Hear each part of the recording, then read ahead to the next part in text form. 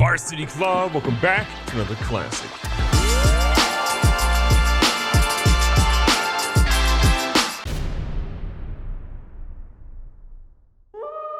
I still can't believe that we are national champions, but you know what? We don't want to dwell on that too much, okay? We're good. We would never celebrate. Who's kidding? I'm celebrating. We champions, we champions, we champions, we champions. Enough of that, though. Let's break down what actually happened this season. So Cedric Riley comes in when John McConnell gets hurt and throws for 2,184 yards, 22 touchdowns, and 8 interceptions. Again, by comparison, he had a pretty similar year to what McConnell had. He just threw for more interceptions. And from, I believe, a sack perspective, he took significantly more. But still, this is really good for a redshirt freshman. On the ground, Jason Barr goes for 1,868 yards, nearly getting 2,000 on the year, which is incredible. 17 rushing touchdowns for him. McConnell has 521. We see Riley go for 376 and 1 touchdown. Stewart had 12 rushing touchdowns. Imagine how many Barr could have gotten, but still, Stewart's a really great addition to our team, and he's been really good in the red zone for us. Roth got 1. McFadden had 6, but I wouldn't be surprised if he leaves this offseason. And you see RJ Riley going with 1 rushing touchdown too. On the receiving side, Tom Baker eclipses 1,000 yards, going for 1,072 with 9 touchdowns. Barr goes for 44 grabs, 421 yards, and 4 touchdowns, giving him 2,000 complete yards in the year. Riley has 5 touchdowns on 700 yards, 600 some, and 4 touchdowns for Roth. Willis has 7 touchdowns on just under 500. Gold chimes in with 4. Stewart has 4 receiving touchdowns. McFadden has 1 receiving touchdown. Swain has 2. Minor has 1. Gavin Hall got 1. So many different people, including Cedric Riley, caught a receiving touchdown. And Mike Hemphill, I can't even forget, the 1 pass he caught this year was a touchdown. And I do want to shout out the offensive line because Shannon Smith got 20 pancakes this year. 20! That's a record for Cascade Valley. On defense, Ray Walton stepped up really big this season and was fantastic. 83 total tackles led us. He had 20 tackles for loss, which rivals what some of our best players did on defense. This dude was everywhere and played up in the box incredibly well. Conley and Josh Cole both tied at 78. We see Stephen Lowe come in with 60. Hemphill had 56 as a freshman along everything else he did, which we'll touch on shortly. John Hall got burned in coverage a lot, but again, did make some great plays this season. You love to see what he did, as well as Dwayne Cole, who again played fantastic in the slot at corner this year. From a QB sack perspective, Jason Capps had 14. We see Mullins have 12. Patterson, Moses, and Lowe all came in with 5. Then a couple of guys are sort of chiming in here and there. But again, I'm happy with the production we got from the defensive line this year. Interception-wise, there is no story to be told other than Mike Hemphill had 6 interceptions as a freshman. That is the most we've ever seen from a freshman ever in Cascade Valley. John Hall was deflecting passes left and right, but ended up with 4 total interceptions this year. Dwayne Cole had 3, Josh Cole had 2, Tom Baker, who played a little bit on defense this year, had 2 as well, along with Ray Walton and Stephen Lowe both having 1. John Hall obviously led us in the deflection category with a total of 9 this year. From a forced fumble perspective, Josh Cole ended up forcing 4, with Ray Walton and Hemphill both forcing 1.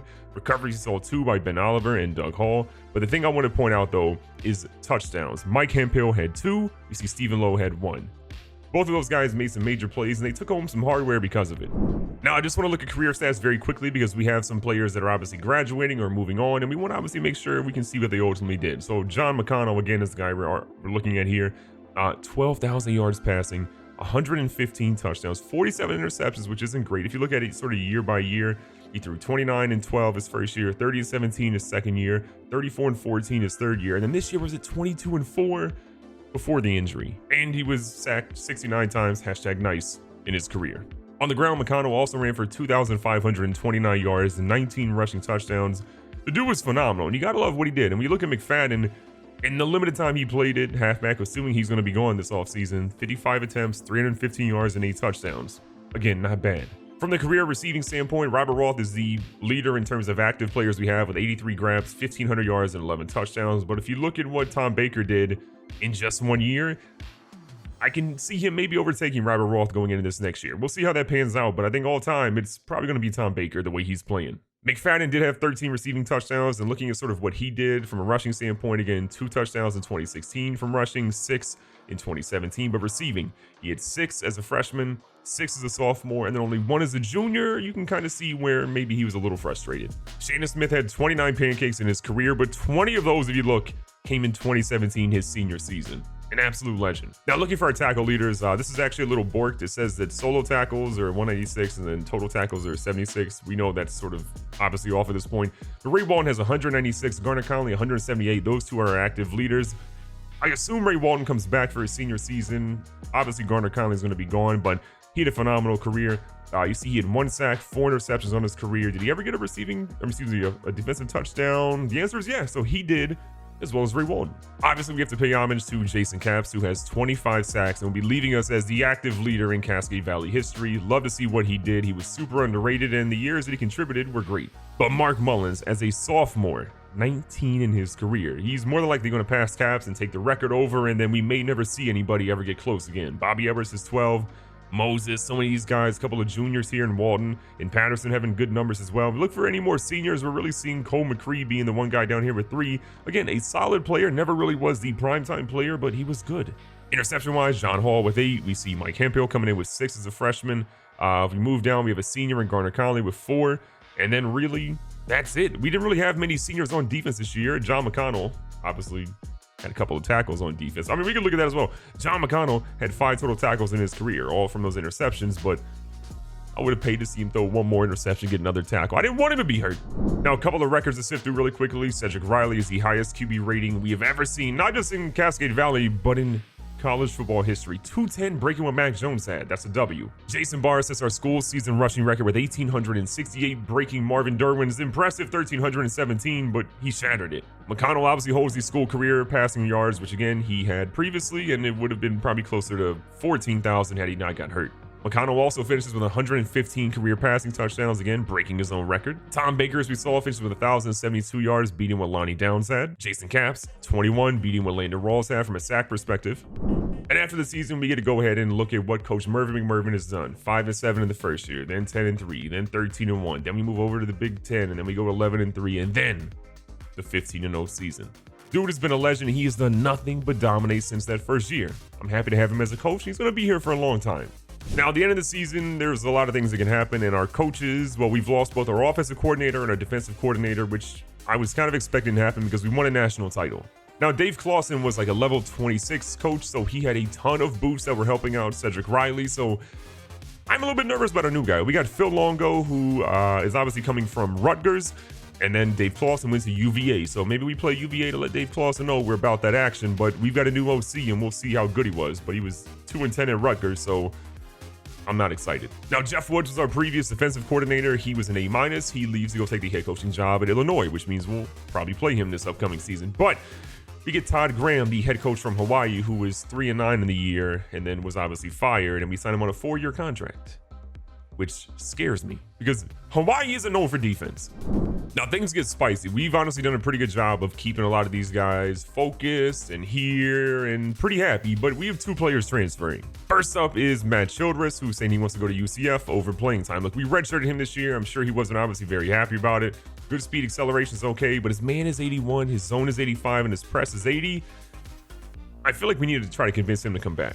So the chance of getting him all depends on obviously what we tell him, and this dude does not want to come back. So I'm gonna say, look, you'll play him more than 9 games. I can guarantee him that, but the chances of him coming back are pretty low. So we promise that, and he wants an opportunity to showcase what he can do. Sorry, coach, he's out of here.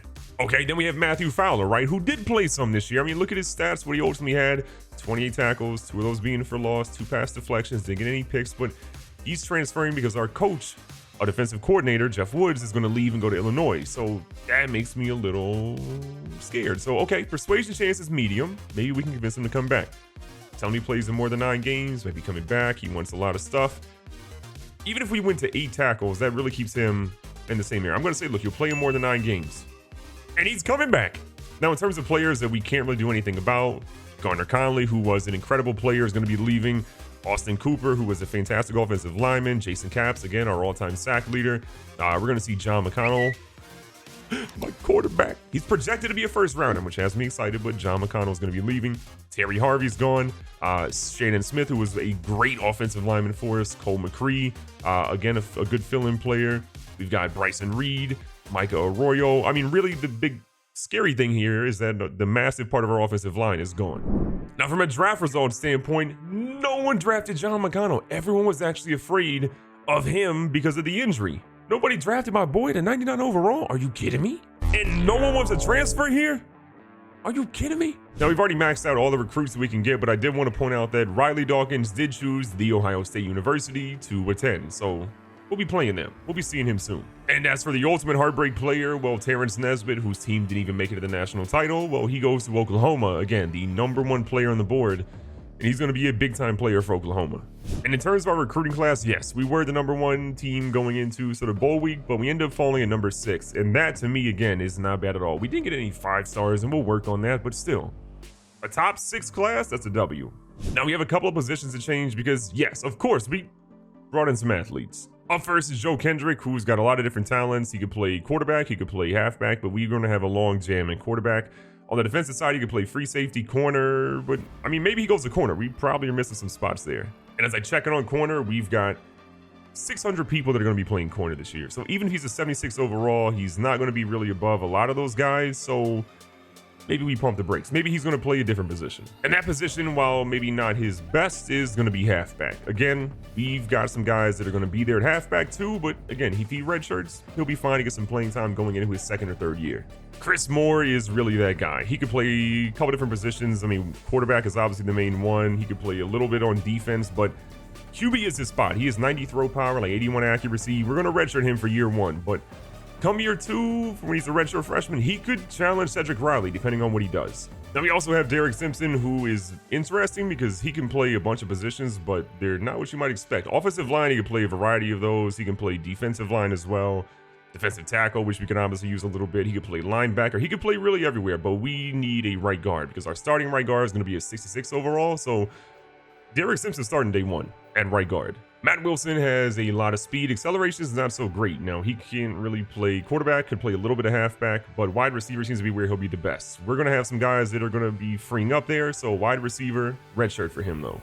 PJ Bean is a massive human being at 6'4", 215, 81 speed, good acceleration, and 91 overall. He's going to be on the defensive side of the ball. Could play strong safety, could play free safety, but they have him as sort of a decent linebacker. I want to say we put him at middle linebacker to help out with Josh Cole. Maybe he's a redshirt, maybe he's not, but this dude will definitely play at some point here.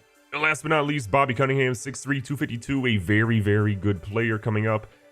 Not really going to be an offensive guy for us. Him at running back would be really funny. I think we end up going probably defensive tackle for this dude.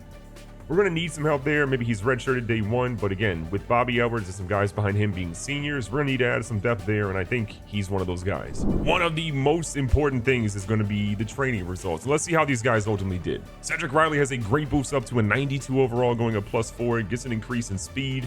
Seth Sanders goes up +5 as well. I think what should be noted is that Riley has a 92 juke move, an 89 spin move. If we look to see what he did from a throw power standpoint, only a +1 and +3 for throw accuracy. So that's a W, but I wish he had a stronger arm. On the running back side, Jason Barr goes up +5, as does Sean Stewart, McFadden. Gavin Hall goes up +6, and Brandon Davis, who was a redshirt last season, goes up +5. Jason Barr now has a 96 speed, 99 acceleration attribute pack, which is crazy, and I cannot wait to see what he does this year. Our fullback, George Barrett, +5 overall as well. These dudes coming off a national title are feeling good. On the receiving side, Robert Roth goes up to a 89 overall. We see RJ Riley behind him at an 87, but he doesn't get a speed increase, which kind of sucks a little bit if I'm being honest. Jeremy Willis also up +5. We're going to see Tom Baker with +5 with a speed increase. Trey Swain goes up +4 with a speed increase. And Terrence Williams, the redshirt, gets a 95 speed, which doesn't really move at all, but he is +4, so that's good. It's a good move. Jared Gold, the tight end, fantastic for us. Again, not as involved in the receiving game, but he's become a great blocker, which you'd love to see. +5 for him, +6 for Anthony Minor, and +5 for Eric White. The offensive line is where probably the biggest group of question marks are, so we're seeing some good stuff moving here so far. Chris Johnson's up +4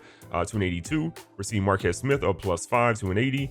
Stephen Mays up +5, and Justin Davis is also up +5. At left guard, a little bit lower, but +6 overall, which means Jason Miller took a nice big jump. We're going to see Jimmy Williams as well, going up +5 to a 69. At center, we got a senior there, so +6 overall for Lawrence Sims, and then Wesley Gaines, the redshirt freshman, up +5 to a 74. He should be in a good spot come next year when he has to play. At right guard, just keep in mind we had nobody, so we're going to be starting a true freshman there unless we move some of these guys around, so some concern. Right tackle Xavier Mason's back here for his junior year, up to an 82 overall. So again, I was a little bit more worried, but seeing what we kind of have here, I think our offensive line will be fine. Not great, but fine. At left end, Mark Mullins continues to increase at a +4, up to an 86. We see Ken Manson up +4 to a 74, and then Tony Rutledge, the redshirt freshman, up +5 to a 70. At right end, Mario Moses up +5 to an 88. We're going to see David Jones up +4 to a 75. And Grady Lewis, the redshirt sophomore, to a 67 up +5. Bobby Edwards has been an absolute stud. He came in as an 80 overall freshman. Look at him now as a junior at 90 overall with a +5. Jamal Patterson, the redshirt senior, is up +5 as well, as is Ben Oliver to an 81 overall. Linebacker is going to be really interesting for us. Steven Sampson comes in, the true sophomore, at 75 with a +4. And Isaiah Holman, the redshirt freshman, up +4 to a 74. Middle linebacker Josh Cole goes up +5. I kind of thought maybe he would have a larger jump, but still, that's still solid based off what he did last season. He's now with a 77. +4 for Lance Mason. And then we're going to see Christensen as well go up +5 to a 70. And right outside linebacker, Stephen Lowe is now a 78 overall, which means that he should probably be starting still this year. And we see Chris Jordan, though, go up +6. So, again, some potentials here. Corners where I'm probably the most concerned, but now I'm feeling a whole lot better. John Hall goes up +4 to an 89. His speed goes up as well. Mike Hemphill goes up +5 to an 87. Gets an increase to his speed and acceleration, so he's dumb fast already at 87. You're going to see Fowler go up, who we convinced to stay, if you remember correctly. +6 now to an 85. So again, super happy we kept him. He's now our third corner. Dwayne Cole up +5 to an 83. Houston's up to an 81. Last offseason, he did not increase, but he's worked his way back and he's going to get some playing time, but at least he's positive now. And then we see Bernard Harvey up +6. Great speed. Jeremy Gross up +5. John Hunter up +5. And James Mitchell. We are deep at corner. We don't really have to recruit there for a minute. At free safety, Doug Hall's an 89 with a +5. Whitaker gets +5 to a 77. We're going to see Robertson up +4 to a 76. And then Marcus Harrell, who is buried in the depth chart with pretty slow speed, up to a 68. Strong safety Ray Walton's going to be in his senior season at 91 overall with a +4. We're going to see Tim Wade at a +5 with an 80 overall. And then Josh Powers up +5 to a 78. Again, we're not really seeing any regression this year, which I think just because how well everyone worked. We have a kicker that's a 92 overall. Who would have thought? And a punter who's a 90 overall. Good God. We're the best. Cutting players was one of the most difficult times I think I've ever had in Cascade Valley, and we made some tough decisions. To break it down for you, Riley's still here, Thornton's still here, and Moore's still here. We want to keep the two freshmen obviously below him, but we have Seth Sanders ends up being a late transfer, and you'll see where he went soon. At running back, we've kept Barr, Stewart, and Joe Kendrick again, who's one of the freshmen that came in this season. And Clayton McFadden is a late transfer, Gavin Hall is a late transfer, and Brandon Davis, who is a redshirt freshman, is gone as well. Fullback, obviously, George Barrett's still there because there's literally no competition at that spot. Wide receiver is going to be Roth, Riley, Willis, Baker, Williams, and Wilson, and you're going to see Trey Swain, unfortunately, become a casualty that we had to let go. At tight end, Jerry Gold and Anthony Minor are still going to be here, but Eric White was basically super far in the depth chart, and he wanted to go pursue other opportunities. At left tackle is going to be Chris Johnson, Marquez Smith, and Stephen May, with the only cap casualty there being Justin Davis. At left guard, we have no issues. You're going to see Jason Miller, you're going to see Atkins, and you're going to see Walker. We moved to center. There's no casualties there. All these guys are going to stay. Same thing with right guard. We obviously have two freshmen, so we need both of those guys. Okay, I actually lied. We ended up cutting Jimmy Williams from the left guard spot. At left end, you're going to see Mullins, Manson, and Rutledge. At right end, you have Moses, Jones, Hill, and Doucette. And we ended up cutting Grady Lewis and Torian Cross, who was actually a recruit from this class. Defensive tackle still pretty strong. We've got Edwards, Patterson, Oliver, Brown, Anderson, and Cunningham. Left outside linebacker, all these guys stay the same. Chris Bass is going to be coming in as a year one starter with Sampson and Holman behind him. Middle linebacker is Cole, Bean, Christensen, Morgan, and Alvarez. And the one person we had to cut there, unfortunately, was Lance Mason, the redshirt junior. Right outside linebacker will continue to be Stephen Lowe and Chris Jordan behind him. At corner, we have John Hall, Hemphill, Fowler, Cole, Houston, Harvey, Gross, Mitchell, and Hunter. There are a lot of people here, but I still wanted to have some flexibility. Despite no one being really, I guess, able to be redshirted, there's some talented people that I just don't want to give up. And from this pool, we almost got Jeremy Gross, but we kept him, and we got rid of Colin Dunn, who was a, again, corner coming in from this draft class. At free safety, we're going to have Doug Hall, we're going to have Matt Whitaker, and Will Hayes, who I think will be a starter very, very soon, potentially even next season, depending on how, he does in this offseason, with Nick Robertson and Marcus Harrell being our cap casualties. And at strong safety, we have Walton, we have Wade, and we have Coleman, and we cut Josh Powers from that pool. Going through the red shirts really quickly, at quarterback, we're going to be redshirting Chris Moore. And if we go to halfback, Joe Kendrick will also be redshirted as well, because again, I think these guys will have plenty of time to dominate and do well, and there's a chance that Jason Barr could leave for the NFL next season, which means we're going to need to rely on both Sean Stewart and Kendrick to be that two running back system. And wide receiver, only one guy is getting redshirted. That'll be Matt Wilson. Moving on to left guard, we're going to see Elaine Atkins and Shane Walker both redshirted. They have a sophomore ahead of them who's really good. We're going to let those guys have some time to marinate and save a year of eligibility. At center, we're redshirting 3 people, James Jackson, Sean Hood, and Blake Mendoza, because again, we need depth there. There's a senior ahead of them. These guys will all be competing for that starting job next year. At right guard, Simpson will be our starter, potentially unless we slide somebody else over. So we're going to be having David Clark as our redshirt. Right tackle, we're also redshirting Roy Ray, because again, he's a junior ahead of him. He's going to need some time to marinate out there. Right end is going to also see both Pat Hill and John Doucette redshirted. At defensive tackle, because we have a junior and 2 seniors ahead of them, we're going to be redshirting all 3 freshmen in Corey Brown, Sean Anderson, and Bobby Cunningham. At middle linebacker, we're going to be having Leonard Morgan and Brian Alvarez both redshirted. At free safety, Will Hayes, who is going to be, I think, a fantastic player for us, will be redshirted because there's a senior and a junior ahead of him. And at safety, we're going to be having Jacob Coleman redshirted as well. I also want to call out that the number 8 will be worn by Ray Walton this year. We're making it a senior-only thing. So once you become a senior, if you're an impact or major player in this team, you get an opportunity to wear number 8. The number 8 is super important to me. My best friend passed away when I was a sophomore in high school to Wilson's disease, and she was an incredible student, an incredible athlete, but more so an incredible person. And so this series, or maybe some other ones you may see on my channel, number 8 usually has some sort of significance. And again, we're going to make it senior athletes. We're going to be honoring them in some way, shape, or form by having the opportunity to wear the prestigious number for this school. So Ray Walton will be the newest individual to wear that number. He has been a primetime player. He led us in tackles last season. He's an All-American. He's won awards. He's done it all. And he's a national champion. So he gets that number. And the last thing we'll cover, because I know we've covered an insane amount for this offseason, is the schedule. So we're coming in currently ranked number 10 in the nation. We're having a major top 10 kickoff against UNC, and it's going to be at UNC. It's going to be tough. We then travel to Northwestern for a big game. We have Virginia at home, Rutgers at home. We have Ohio State at home, Iowa at home. We travel to Nebraska, come back home from Minnesota, go at Purdue, at Maryland, travel so we'll be back home to play Illinois. That's going to be a fun one. And then we have Wisconsin, which again, we're traveling to go play them. There is so much that I'm excited about for this season. We have so many players that have either grown and become better, or recruits that are coming in that have an opportunity to do something. We'll see what they can ultimately do, but honestly, it's going to be a heck of a year. In the next episode, we'll show where some of those recruits ultimately went. There's been some rumors about where they maybe go, maybe some teams that we're playing you ultimately find out, but you better believe there's going to be some revenge on one side or the other, and I hope it's on our side. Be safe, be smart, tell somebody you love them. Catch you guys in the next one.